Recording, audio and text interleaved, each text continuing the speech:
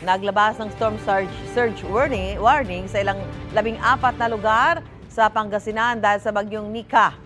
Kabilang dyan ang Dagupan City, Agno, Anda, Bani, Binmalay at Bolinao.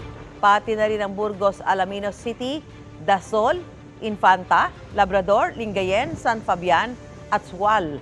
Patuloy ang pag-iikot ng Pangasinan PDRMO para sa monitoring sa mga lugar na malapit sa dalampasigan.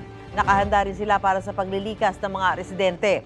Dismayado naman ang ilang mangingisda dahil apektado ang kanilang hanap buhay ng sunod-sunod na bagyo. Pinaghahandaan na rin ng mga otoridad doon ang posibleng epekto ng bagyong Ophel na nakapasok na ng Philippine Area of Responsibility sa bandang Eastern Visayas.